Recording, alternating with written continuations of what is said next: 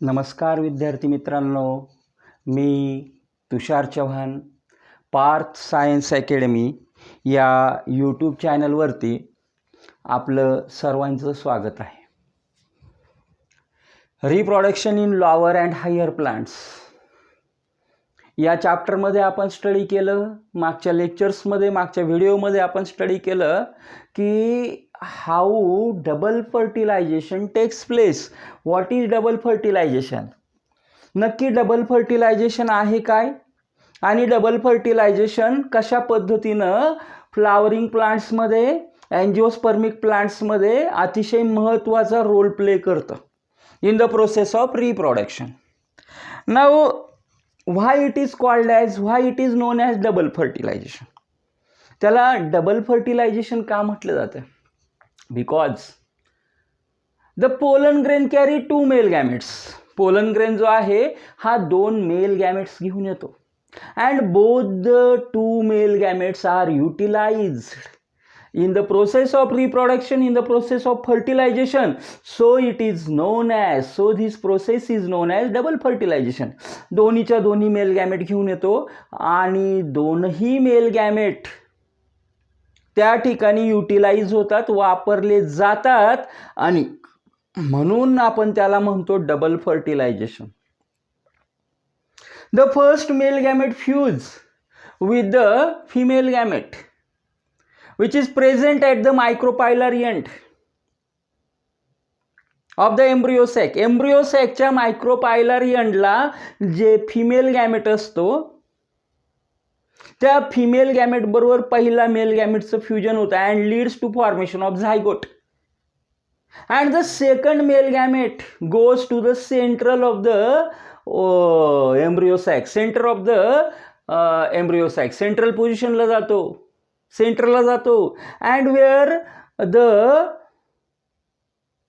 Triple fusion takes place with secondary nucleus. या ठिकाणी secondary nucleus म्हणा, सेकंडरी न्यूसेलस म्हणा, या सेकंडरी न्यूसेलस बरोबर हा जो दुसरा मेल गॅमेट आहे याचं फ्युजन होतं. Because the secondary nucleus consist 2 nuclei. त्याच्यामध्ये 2 न्यूक्लिय असतात आणि या मेल गॅमेटचा एक nuclei. That's why due to the fusion the formation of the cell takes place and that cell become triploid in nature because it holds 3 nuclei. ती जी cell तयार होते सेकंडरी न्यूक्लियस बरोबर सेकंड मेल गॅमेटचं fusion झाल्यानंतर जी cell तयार होते ती सेल ही ट्रिप्लॉइड सेल असते कारण त्या सेलमध्ये 3 न्यूक्लियस असतात. And it is known as primary endosperm nucleus pain. It is known as primary endosperm nucleus. त्यालाच म्हटलं जातं primary endosperm nucleus. In short we called it as PEN, pain. Now pain leads to formation of हा जो primary endosperm किंवा हे जे triple fusion झालं, the triple fusion leads to formation of endosperm. Our today's topic is related to development of endosperm. आजचं हे जे आपलं लेक्चर आहे, हा जो आपला व्हिडिओ आहे, हा 10वा लेक्चर आहे, 10वा व्हिडिओ आहे. याच्या आधीचे जे 9 लेक्चर्स आहे, 9 व्हिडिओज आहे ते बघा. चॅनलला सबस्क्राईब करा आणि ते सर्व तुम्ही बघा. त्यावेळेला तुमच्या लक्षात येणार आहे की किती डिटेलमध्ये आपल्याला बायोलॉजी समजून घ्यावं लागणार आहे. जर बायोलॉजीचं खऱ्या अर्थानं प्रिपरेशन आपल्याला नीट किंवा CET यांसारख्या परीक्षांसाठी करायचं असेल, थिअरी पेपरसाठी सुद्धा करायचं असेल तर कोणत्या लेवलवर बायोलॉजी आपल्याला समजून घ्यावं लागणार आहे. मग याच्या आधी आपण हे सगळं स्टडी करत आलो. त्या ठिकाणी डेव्हलपमेंट कशी होते मेल गॅमेट्सची, फिमेल गॅमेटची डेव्हलपमेंट कशी होते, त्यानंतर डबल फर्टिलायझेशनची प्रोसेस काय आहे and then development of endosperm. एंडोस्पर्मचं हे जे डेव्हलपमेंट आहे हे डेव्हलपमेंट कसं होतं आणि याचे टाईप किती आहे. Our topic is that development of endosperm. Basically we must know that the zygote which is form due to the fusion of male gamete and female gamete at micropylar end. Micropylar एंडला जे पहिलं fusion झालं that leads to formation of zygote. त्यापासून zygote तयार झाला. Zygote leads to formation of embryo. Zygote पासून embryo तयार होणार आहे. नाउ बट हा जो एम्ब्रिओ तयार होणार आहे and triple fusion leads to formation of primary endosperm nucleus and it leads to formation of mature endosperm and both structures are present inside the seed. हे दोन पण स्ट्रक्चर कुठं राहणार आहे. हे जे फर्टिलायझेशन झालं, fertilization in plants, fertilization leads to formation of seed. प्लांट्समध्ये ज्या वेळेला हे फर्टिलायझेशन होतं त्यावेळेला त्या फ्लावरच्या आतमध्ये त्या एम्ब्रिओमध्ये त्या ठिकाणी त्या एम्ब्रिओपासून डेव्हलपमेंट कशाचं होतं तर त्या एम्ब्रिओ सॅकपासून डेव्हलपमेंट होतं सीडचं. And seed become capable to produce next generation. सीडला पुढची जी जनरेशन आहे ती जनरेशन प्रोड्यूस करण्याची कॅपेबिलिटी सीडमध्ये आहे.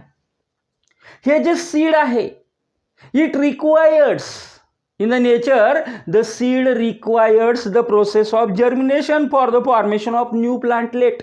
हे जे सीड आहे या सीडपासून नवीन प्लांटलेट जर तयार व्हायचं असेल तर सीडमध्ये त्या ठिकाणी जर्मिनेशनची जी प्रोसेस आहे ही जर्मिनेशनची प्रोसेस सीडमध्ये घडली पाहिजे.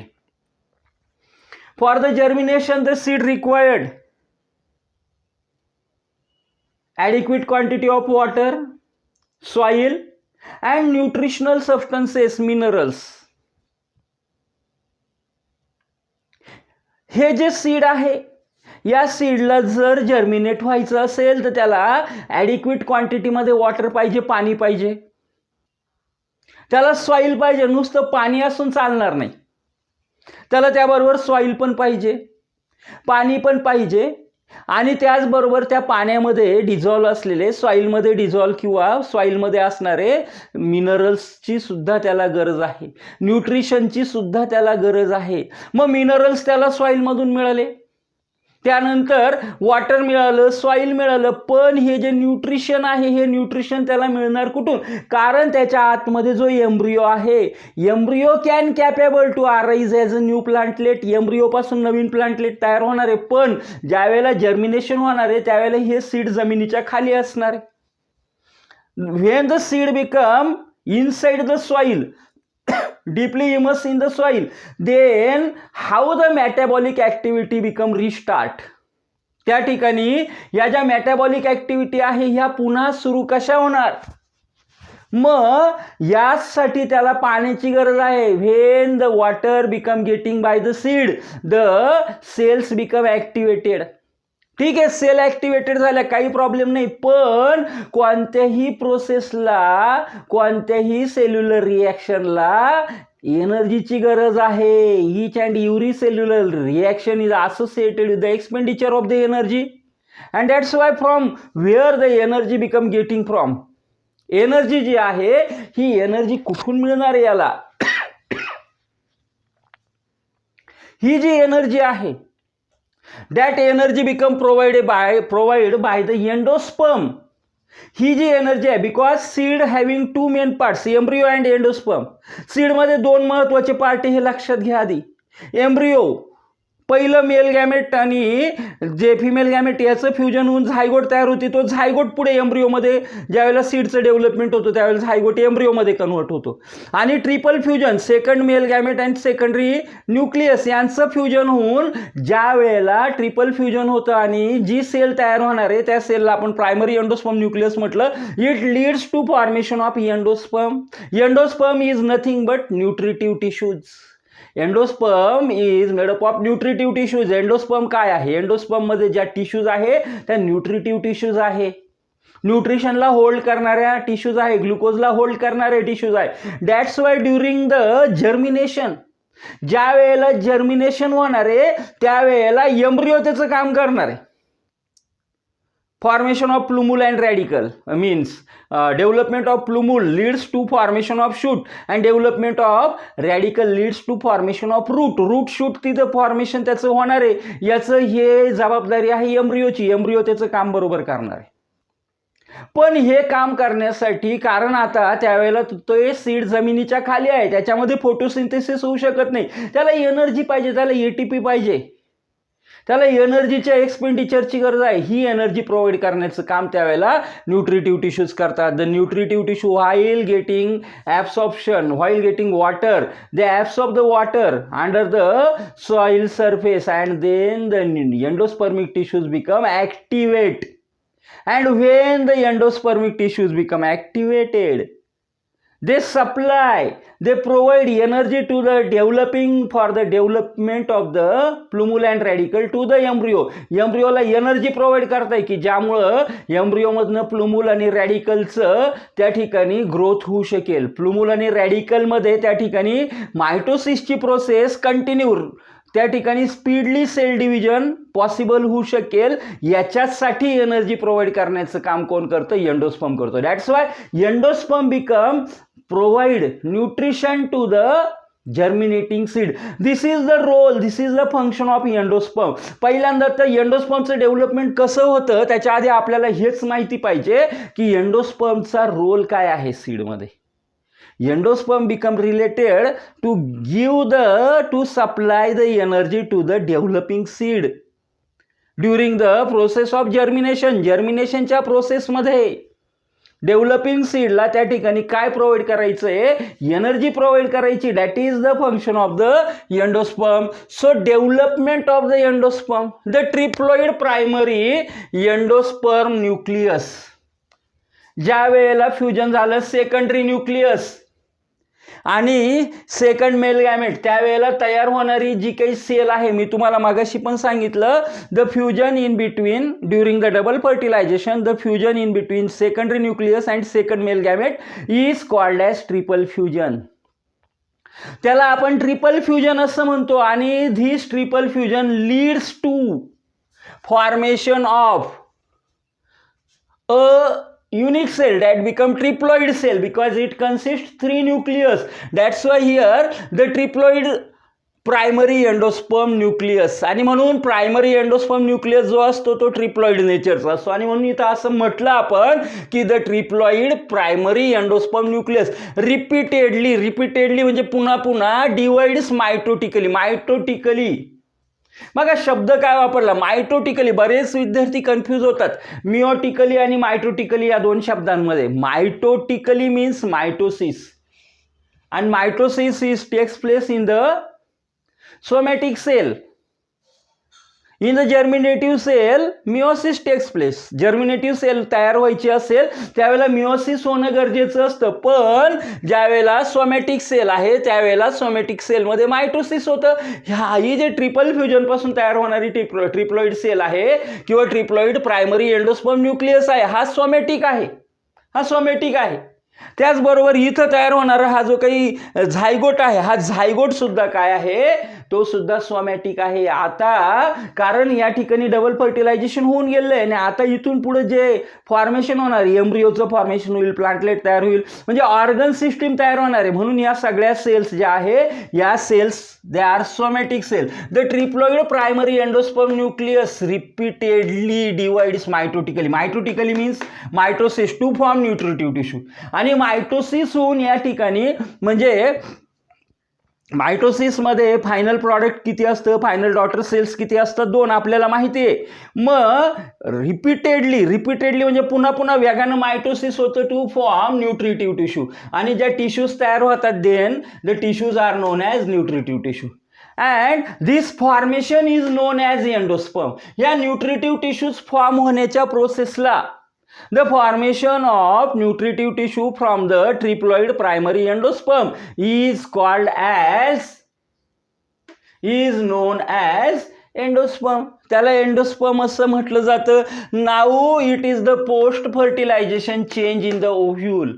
The endosperm is nothing but it is the post fertilization, because when the fertilization become complete, when the double fertilization become complete, only and only then the formation of the endosperm takes place.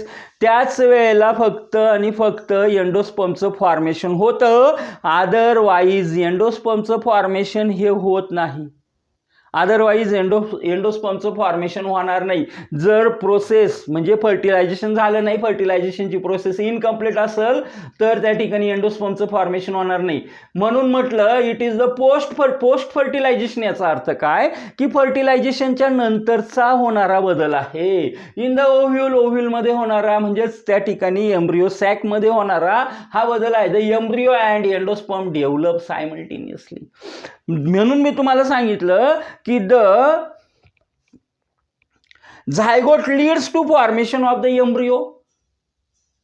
And जसं zygote पासून कशाचं formation होणार आहे, एम्ब्रियोचं formation होणार आहे, तसंच या primary endosperm nucleus पासून मॅच्युअर एंडोस्पर्मचं फॉर्मेशन होणार. दॅट्स वाय या वेळेला डबल फर्टिलायझेशन मध्ये जी प्रोसेस झालेली आहे याच्यामध्ये प्रायमरी एंडोस्पर्म न्यूक्लियस आणि एम्ब्रियो यांचं सायमल्टेनियसली म्हणजे बरोबरच काय होत राहतं, डेव्हलपमेंट होत राहतं. कारण हे दोन्ही मिळून काय प्रोड्यूस करणार आहेत, सीडचं प्रोडक्शन करणार आहे. That's why the embryo and the endosperm develop simultaneously. Embryo आणि एंडोस्पर्म हे जे आहे हे सायमल्टेनियसली त्या ठिकाणी डेव्हलप होत राहतात. Inside the ovule, inside the embryo sac. Embryo सॅकलाच आपण ओव्ह्यूल म्हणतो. मग या ओव्ह्यूलमध्ये, या एम्ब्रियो सॅकमध्ये एम्ब्रियो आणि एंडोस्पर्म ज्या न्यूट्रिटिव्ह टिश्यूज आहेत यांचं बरोबरच त्या ठिकाणी डेव्हलपमेंट होत राहतं.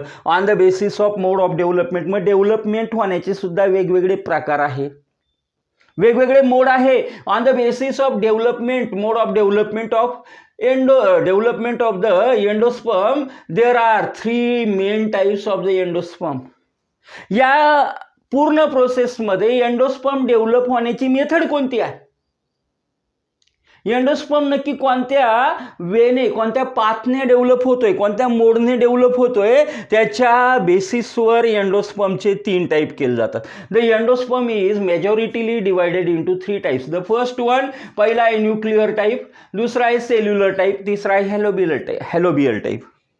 लक्षात घ्या, हा जो पार्ट आहे याच्यावर क्वेश्चन खूप मोठा थेरॉटिकल क्वेश्चन विचारला जात नाही, पण असं विचारलं जाऊ शकतं की what is endosperm, explain it's type.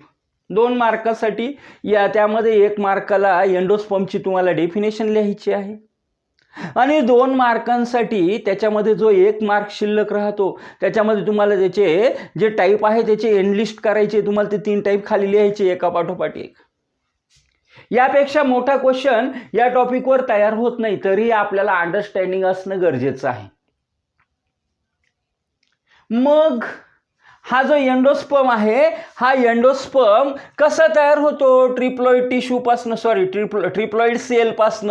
तर त्याचा जो काही पद्धती आहे, त्याची जी काही डेव्हलपमेंट होण्याची जो काही मोड आहे त्याच्या बेसिसवर 3 टाईप पडतात. पहिला आहे, आपण स्टडी करूया nuclear type.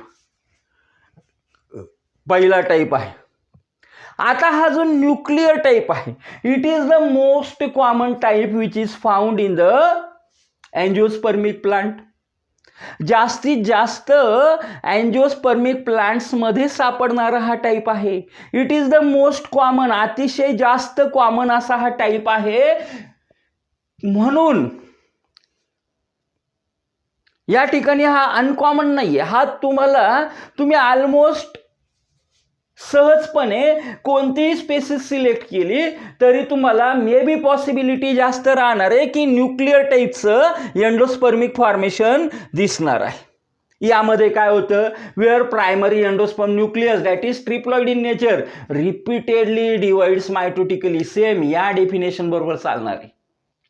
Repeatedly divides mitotically, repeatedly division होईल, वेगाने डिव्हिजन होईल, सेल डिव्हिजन होईल. मायटोटिकली इथं मायटोसिस होणार आहे, मिओसिस होणार नाही. मायटोटिकली विथआउट वॉल फॉर्मेशन.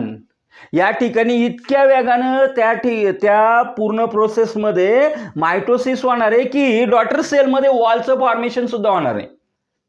वॉलचं फॉर्मेशन होणार नाही, फक्त न्यूक्ली, फटाफट न्यूक्लीचं फॉर्मेशन होत राहणार आहे. Without wall formation to produce large number of free nuclei. To produce large number of free nuclei, मी तुम्हाला आत्ताच सांगितलं की most common type where PEN repeatedly divides mitotically without wall formation to produce large number of nuclei, free nuclei. मग तुम्हाला इथं दिसणार आहे हा झायगोट एका बाजूला सोडून द्या या ठिकाणी, कारण झायगोट काय म्हणून डेव्हलप होणार आहे, एम्ब्रिओ म्हणून डेव्हलप होणार आहे. आणि ह्या ज्या ट्रिप्लॉइड एंडोस्पर्मिक न्यूक्लियस ही जी काही ट्रिप्लॉइड नेचरची सेल होती हिच्यात वेगानं या ठिकाणी काय सुरू झालं, डिव्हिजन सुरू झालं. विथआउट वॉल फॉर्मेशन, बघा इथं हे न्यूक्लियस तयार होत आहे. Without the formation of wall mitosis takes place repeatedly and speedly to produce free nuclei. Free nuclei produce होता या ठिकाणी. अँड हा जो फ्री न्यूक्ली आहे हा फ्री न्यूक्ली यामध्ये कोणत्याही प्रकारचं वॉल फॉर्मेशन होणार नाही, कारण सीड तेवढ्या वेळामध्ये कमी कालावधीमध्ये ते सीडचं सगळं स्ट्रक्चर तयार होणार राहत. अ बिग सेंट्रल व्हॅक्युअल, आता फक्त इथं फ्री न्यूक्ली तयार होऊन चालणार नाही, तर सेंट्रल लेवलला big central vacuole develops between, या ठिकाणी हा सेंटरला डेव्हलप होणार आहे. Big central vacuole appears in the centre of the cell, सेलच्या सेंटरमध्ये अपियर होतो, pushing the nucleus towards the periphery.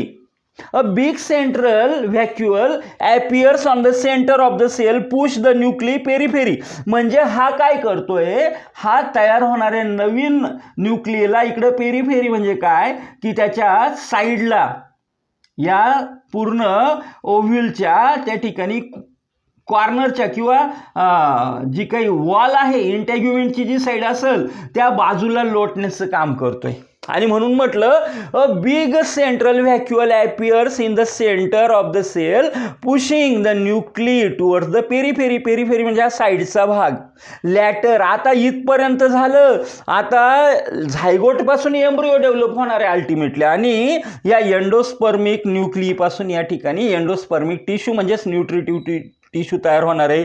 Latter wall develops between the nuclei. त्यानंतर याच्यामध्ये मॅच्युअर स्टेज ज्या वेळेला यायची आहे, क्विकली येते लगेच, त्यावेळेला later wall develops between the nuclei and hence multicellular. हा जो एंडोप्लाझम तयार होतोय, this endoplasm become multicellular endoplasm become form. मग हा मल्टीसेल्युलर एंडोप्लाझम आहे आणि याच्यामध्ये the wall formation between free nuclei takes place and the multicellular endosperm is form.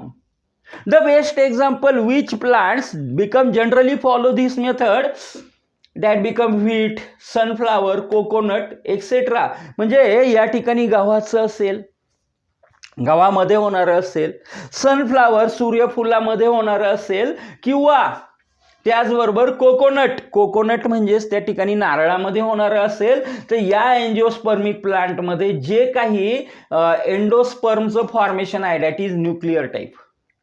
Nuclear टाईपचं एंडोस्पर्म होतं. बघा खूप सोपं आहे. A triploid endospermic nucleus undergoes repeatedly mitosis to form number of free nuclei. A large, बघा जे मी तुम्हाला सांगितलं की हा जो प्रायमरी एंडोस्पर्म न्यूक्लियस आहे याच्यामध्ये वेगानं सेल डिव्हिजन होतं, याच्यामध्ये वेगानं मायटोसिस होतं, आणि without formation of wall free nuclei are form. कोणत्याही प्रकारे वॉलचं फॉर्मेशन न होता फ्री न्यूक्ली जे आहे हे फ्री न्यूक्ली याच्यामध्ये तयार होत राहतात. And at the centre of the cell, at the centre of the endosperm a large vacuole become form which push this free nuclei towards the periphery and later on या ठिकाणी सेंट्रलला एक मोठा व्हॅक्युअल तयार होतो की तो या न्यूक्लियला पेरिफेरीकडे ढकलतो आणि त्यानंतर लॅटर ऑन द एंडोस्पर्म या ठिकाणी the free nuclei are associated with wall formation and multicellular endosperm formation takes place. या ठिकाणी नंतरच्या वेळेमध्ये या न्यूक्लियच्या अवतीभोवती वॉलचं फॉर्मेशन होतं आणि मल्टीसेल्युलर असा फ्री न्यूक्लिय हा तयार होतो. For example wheat, sunflower, coconut, these are the best example of the nuclear type. हा न्यूक्लियर टाईपचा एंडोस्पर्म झाला. देन आय थिंक तुम्हाला लक्षात आलं असेल की what is actually nuclear type. Then second type, that second type is nothing but cellular type. हा जो दुसरा टाईप आहे दॅट इज सेल्युलर टाईप. हा दुसऱ्या टाईपचा जो एंडोस्पर्म आहे हा एंडोस्पर्म सेल्युलर टाईपचा एंडोस्पर्म आहे. म्हणजेच काय तर in some plant division of the PEN is immediately followed by wall formation. इथं वॉल फॉर्मेशन होत नाही. दोघांमध्ये बेसिक फरक काय बघा. दोघांमध्ये बेसिक फरक हाच आहे की न्यूक्लियर टाईपमध्ये कारण न्यूक्लियसचं फॉर्मेशन आधी होतं, वॉल फॉर्मेशन नंतर होतं. पण इथं मात्र ज्या वेळेला सेल डिव्हिजन होणार आहे सेल्युलरमध्ये वॉल फॉर्मेशन लगेच होतं. म्हणून म्हटलं in some plant division of primary endosperm nucleus is immediately followed by wall formation. Division तर होतंय कोणाचं, प्रायमरी एंडोस्पर्म न्यूक्लियसचं, पण लगेच त्याच्यामध्ये काय होतंय वॉलचं फॉर्मेशन सुद्धा होतंय. लगेच इथे दाखवलंय आपण वॉल फॉर्मेशन लगेच होतं. So endosperm is cellular right from the beginning. इथं नॉन सेल्युलर आहे. एंडोस्पर्म हा बिगिनिंग पासून नॉन सेल्युलर आहे, शेवटी तो सेल्युलर झाला. But here so endosperm in the cellular type, so endosperm is cellular right from the beginning. या ठिकाणी आपल्याला सांगता येईल की suppose this is zygote and this is endospermic plant. When the fertilization completes successfully, then very immediately the cell division starts with formation of wall. That's why the cell produce from the starting, from the beginning, and this is known as cellular type. इथं nuclei तयार होतात आणि nuclear अगदी शेवटला mature होतात किंवा त्याच्यामध्ये शेवटला वॉल फॉर्मेशन होतं म्हणून त्याला न्यूक्लियर टाईप म्हटलं. इथं सेल्युलर टाईप आपण का म्हणतोय कारण ज्या वेळेला याच्यामध्ये सुरुवातीला सेल डिव्हिजन झालं त्याच वेळेला वॉलचं फॉर्मेशन याच्यामध्ये व्हायला सुरुवात झाली. दॅट्स वाय इथं जे डिव्हिजन झालं त्यामधनं डायरेक्टली काय तयार झाल्या, सेल्स तयार झाल्या. That's why this is cellular type. Okay, in some plant division of plants और division of primary endosperm nucleus is immediately followed by wall formation. So the endosperm is cellular right from the beginning. The best example that is balsam, petunia etcetera. Here तुम्हाला या फिगरमध्ये सुद्धा समजणारे लक्षात येणारे zygote. Zygote leads to formation of embryo म्हणून इथं आपण एम्ब्रियो दाखवून दिला. देन आफ्टर सक्सेसफुल फर्टिलायझेशन, ज्यावेळेला सक्सेसफुल फर्टिलायझेशन झालं immediately the primary endosperm nucleus undergoes mitosis with wall formation, followed by wall formation. That's why the resultant cell, the cells which is produced by the mitosis, they are not only nuclei, they are having wall. त्यांच्यामध्ये फक्त nuclei नाहीये, त्यांच्यामध्ये wall सुद्धा आहे आणि त्यांच्यामध्ये wall सुद्धा असल्यामुळं इथं नवीन सेल्स लगेच तयार झाल्या. That's why it is cellular type. And after that again this endosperm is also multicellular endosperm. हा जो एंडोस्पर्म दिसतोय तुम्हाला हा एंडोस्पर्म सुद्धा या ठिकाणी कसा एंडोस्पर्म आहे, मल्टीसेल्युलर एंडोस्पर्म आहे. Balsam and petunia is the best example. एम्ब्रिओचं फॉर्मेशन होतच राहणार आहे, तो काही विषय नाही. हा एक पुढचा टॉपिक असणार आहे आपल्या लेक्चरचा, आपल्या व्हिडिओचा. That is development of embryo, एम्ब्रिओचं डेव्हलपमेंट, आणि तो शेवटचा टॉपिक असेल आपल्या पूर्ण चॅप्टरचा. पण इथं आपल्याला हे समजून घ्यावं लागणार आहे का या फिगरमध्ये बदल कसे होत गेले बघा. या फिगरमध्ये बदल कसे होत गेले. झायगोट एंडोस्पर्म आहे, इथं मायटोसिस होतं, इथं लगेच वॉल फॉर्मेशन होतं, इथं वॉल फॉर्मेशन होत नाही, इथं वॉल फॉर्मेशन होतं. अल्टिमेटली एंडोस्पर्म असंच तयार झाला. इथला आणि इथला एंडोस्पर्म बघा काय फरक आहे, काहीच फरक नाही. इथं पण मल्टीसेल्युलर स्ट्रक्चर, इथं पण मल्टीसेल्युलर स्ट्रक्चर आहे एंडोस्पर्मचं. देन त्यानंतर तिसरा जो टाईप आहे एंडोस्पर्मचा, that is helobial type. Helobial टाईपचं एंडोस्पर्म आहे. हॅलोबियल टाईपचं आहे म्हणजे काय आहे, this is the intermediate stage in between nuclear type and cellular type. Cellular type आणि न्यूक्लियर टाईपमध्ये याला इंटरमिजिएट स्टेज म्हटलं जातं. बिकॉज आता बघा ही इंटरमिजिएट स्टेज का आहे, कारण याच्यामध्ये हा जो एम्ब्रियो आहे याचं डेव्हलपमेंट होणार आहे झायगोट पासून. पण हा बेसिकली कोणत्या ऑर्डरमध्ये सापडतो, why it is known as helobial. याला हॅलोबियल टाईप का म्हटलं गेलं, because it is generally found in the order helobiales of the monocotyledon. Monocotyledonous plants, class monocotyledonae. हा जो मोनोकॉट क्लास आहे,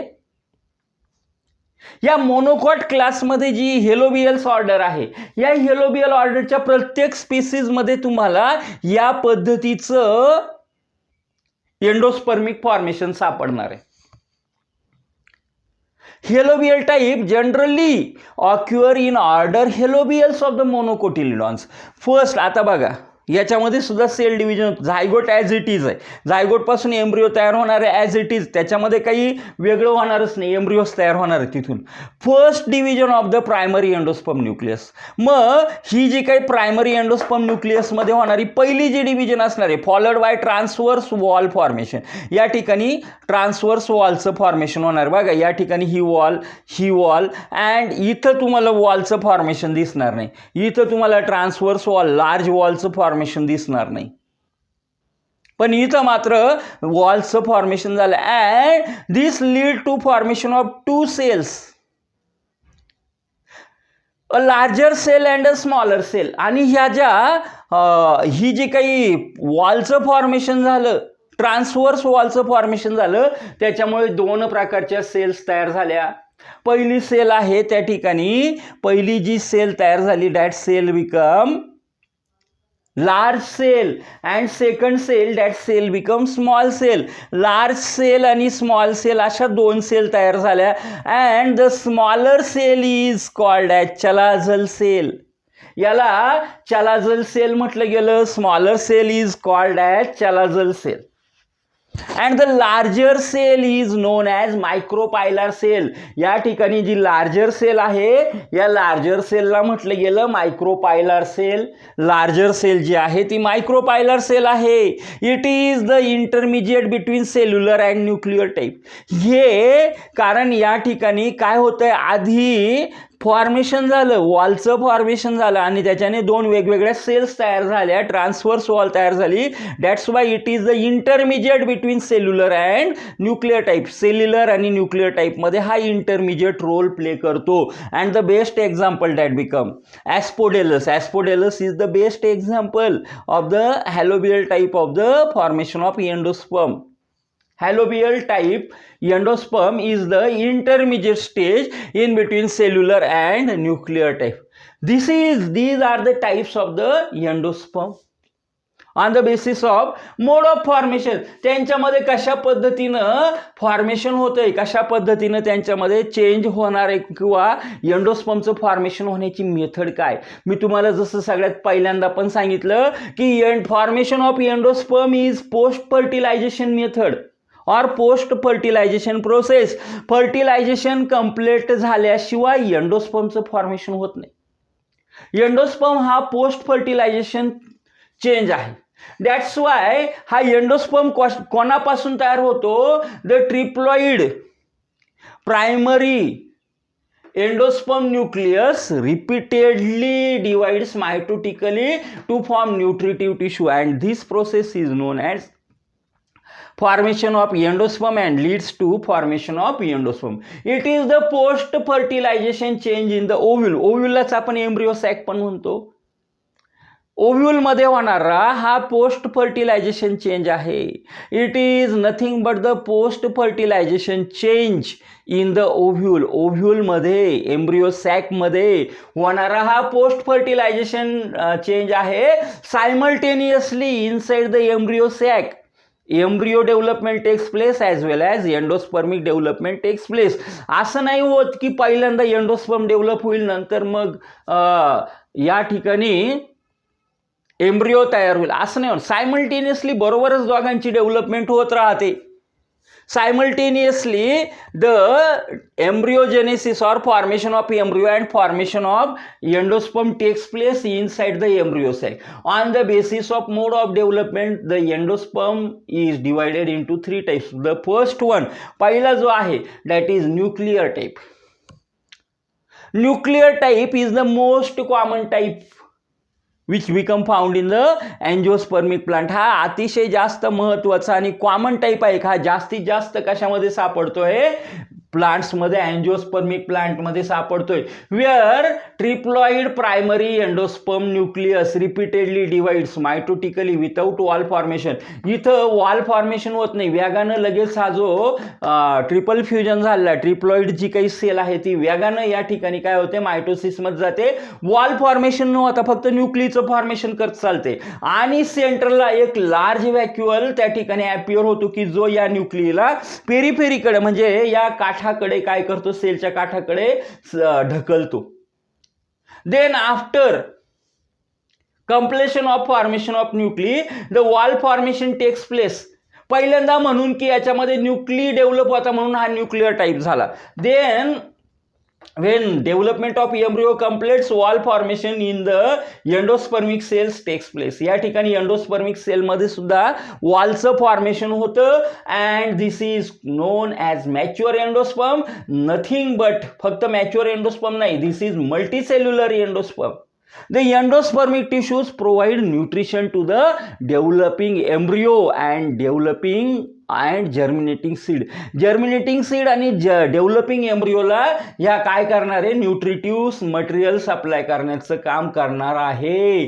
म्हणजे अशा प्रकारे इथं हे लक्षात घ्या तुम्ही. The best example wheat, sunflower, coconut and so on.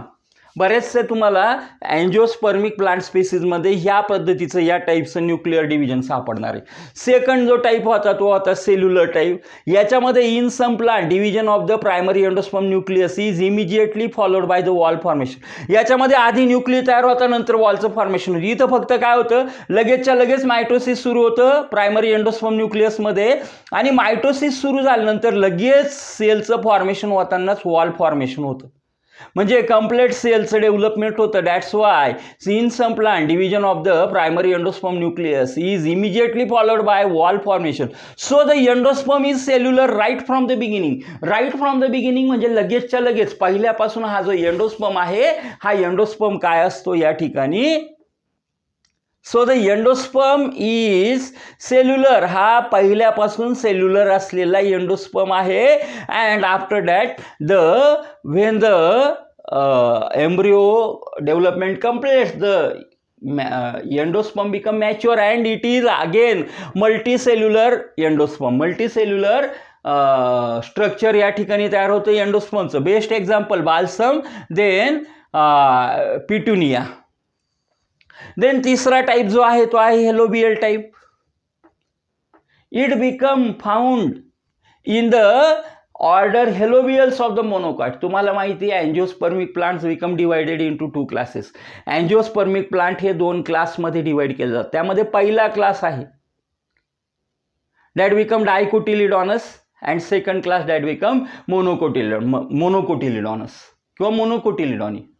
The monocotyledons having order halobial and all the species of the halobial order followed the halobial type. What happens in this first division, पहिली ज्यावेळेला division होणार आहे, first division of the primary endosperm nucleus is followed by formation of transverse wall. त्या ठिकाणी transverse वॉलचं formation होतं which divide the endosperm unequally. त्याला हा काय करतो, which divide the cell unequally. या पूर्ण सेलला अनइक्वली डिवाइड करतो, एम्ब्रियो सॅकला अनइक्वली डिवाइड करतो. The smaller cell The smaller one cell and the larger one cell.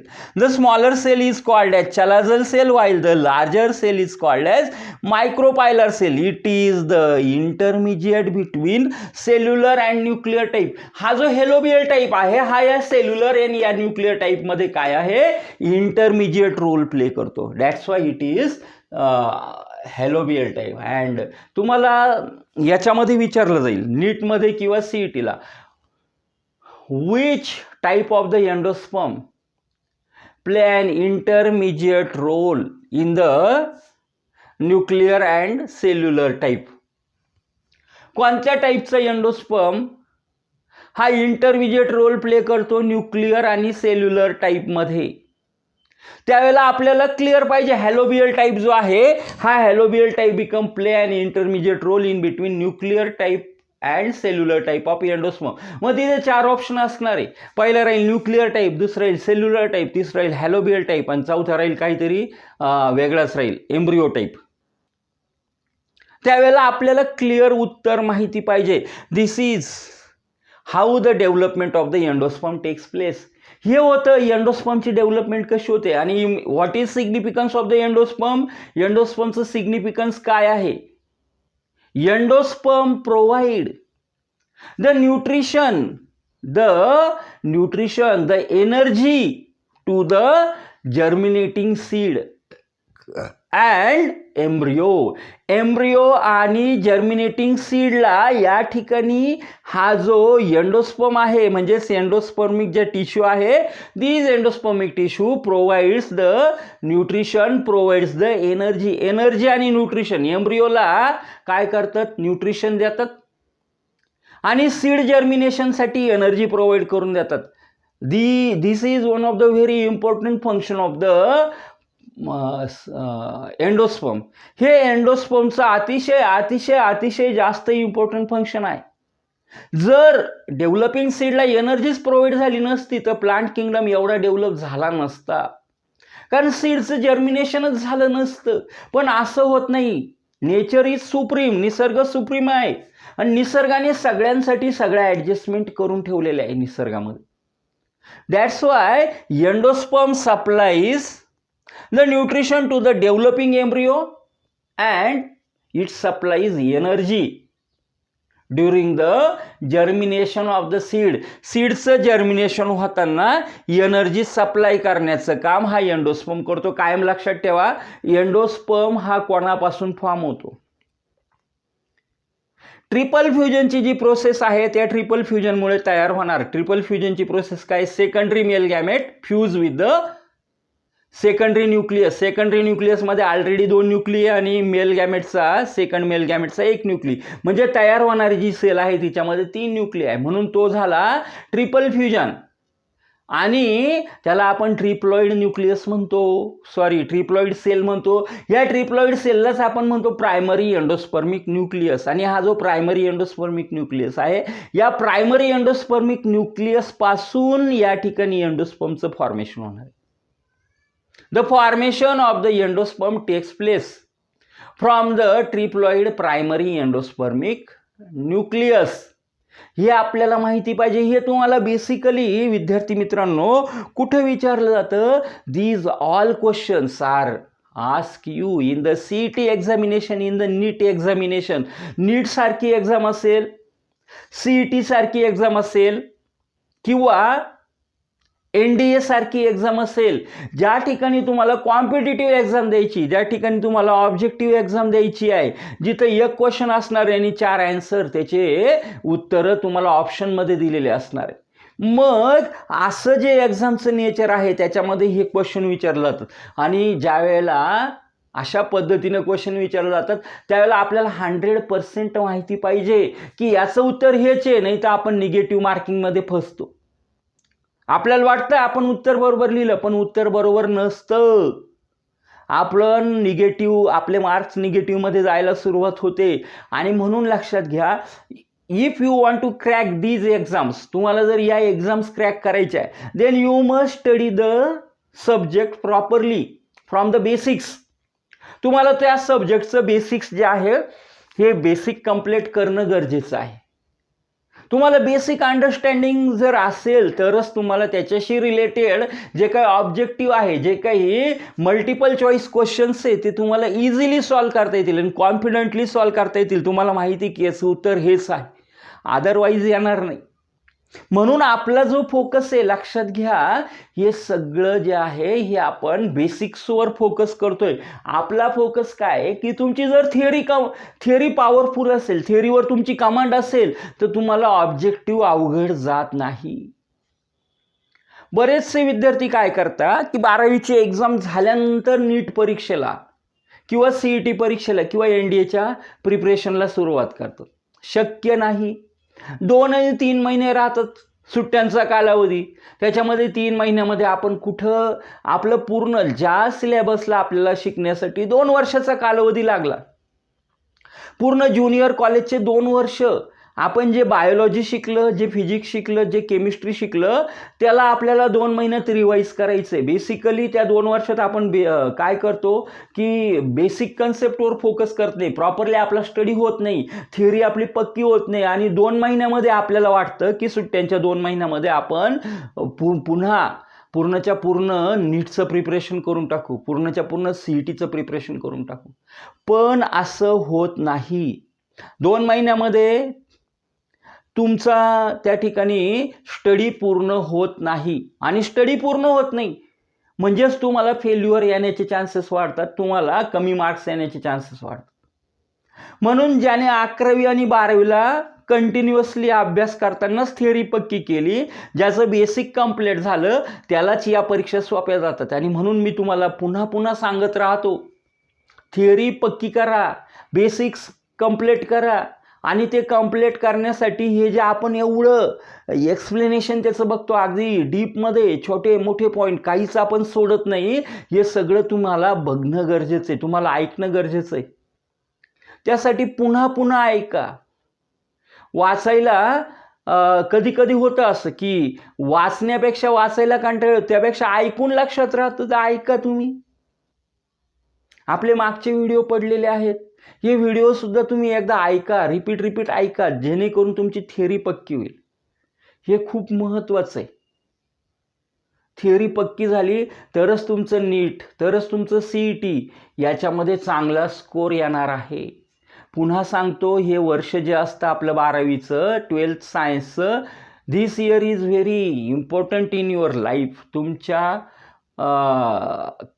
करिअरला वळण देणारं, टर्न करणारं हे इयर आहे.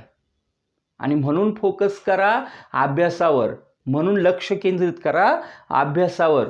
ओके, तर आजचा आपला पॉईंट होता. त्यासाठी आपल्याला काय करावं लागेल, व्हिडिओ पुन्हा पुन्हा पाहावे लागतील, त्यासाठी आपल्याला लेक्चर्स पुन्हा पुन्हा ऐकावे लागतील आणि त्यासाठी लेक्चर्स पुन्हा पुन्हा ऐकण्यासाठी चॅनलला सबस्क्राईब करा. आजचा आपला टॉपिक होता, that topic become related to the development of endosperm from the reproduction in lower and higher plant. Lower and higher plants हा जो आपला चॅप्टर आहे, फर्स्ट चॅप्टर आहे, याच्यामधनं एंडोस्पर्मची डेव्हलपमेंट कशी होते. या ठिकाणी ट्रिपल फ्युजनमधनं जी काही ट्रिप्लॉइड प्रायमरी एंडोस्पर्म न्यूक्लियस तयार झाला, त्याच्यामध्ये रिपीटेडली मायटोसिस होतं आणि न्यूट्रिटिव्ह टिश्यू तयार होतं, त्याला आपण एंडोस्पर्म म्हणतो. पोस्ट फर्टिलायझेशन चेंज आहे ओव्ह्यूलमध्ये किंवा एम्ब्रिओ सॅकमध्ये होणारा एम्ब्रिओ आणि एंडोस्पर्मची डेव्हलपमेंट ही सायमल्टेनियसली होत राहते. कशा पद्धतीने डेव्हलपमेंट होते त्याच्यावरनं 3 टाईप पडतात, nuclear type, cellular type, helobial type.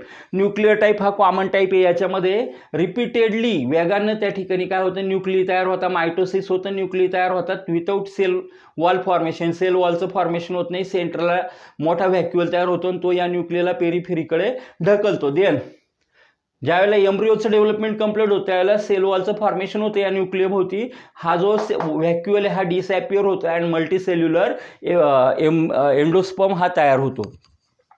Cellular टाईपमध्ये पण काय होतं की इथं फक्त न्यूक्लिय तयार होता पहिल्यांदा, इथं वॉल फॉर्मेशन होत नाही. पण इथं ज्या वेळेला मायटोसिस व्हायला लागतं त्याच वेळेला लगेच वॉल फॉर्मेशन होतं आणि या ठिकाणी सेल्युलर टाईपचा हा न्यूक्लिय असतो, हा एंडोस्पर्म असतो फ्रॉम द बिगिनिंगपासून.